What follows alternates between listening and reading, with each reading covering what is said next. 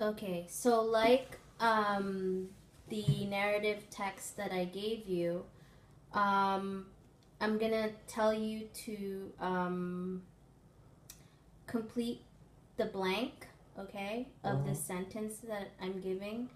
Given that the title of the passage is immigration, and it includes the ideas of immigrants and persecution, what do you think the passage will be about? What do you think the passage is about? Immigration and persecution. Well, like it, what the passage might be about is how immigrants from other countries are being persecuted for certain things that are happening to our country, or what's happening, or the problems that our country faces, or problems that countries face when countries face during a time where there's massive amounts of immigrants coming into their country. Like, for example, the crime here rates in LA here because of immigrants coming from Central and South, and immigrants that are coming from the Middle East and Europe with all the Okay. terrorist troubles like that. Okay. Good prediction.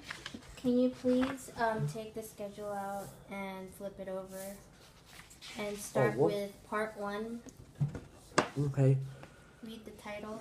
Immigration, Part 1. Reasons for immigration. Between 1866 and 1915, more than 1 million immigrants poured into the United States. Both push and pull factors played a part in the vast migration. Push factors are conditions that drive people from their homes. Pull factors are conditions that that attract immigrants to a new area. Push factors. Many immigrants were small farmers or landless farm workers. As European populations grew, land for farming became scarce. Small farms could barely support the families who worked them. In some areas, new farm machines replaced farm workers. Another factor was political and religious persecution that pushed many people to leave their homes. In the late 1800s, the Russian government supported pogroms, or organized attacks on Jewish villages. Every night, recalled the Jewish girl who fled Russia, they were chasing after us to kill everyone. Millions of Jews fled Russia and Eastern Europe to settle in American cities. Persecution was also a push factor for Armenian immigrants. The Armenians lived in the Ottoman Empire, present-day Turkey, between the 1890s and 1920s. The Ottoman government killed 1 million or more Armenians. Many fled, eventually settling in California and elsewhere in the United States.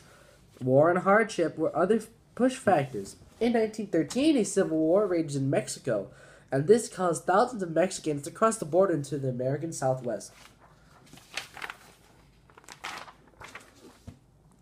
Poverty and hardship in China drove many Chinese to make new homes across the Pacific. After gold was discovered in California, thousands of Chinese poured into California, attracted, like so many others, by tales of mountains of gold. Pull factors.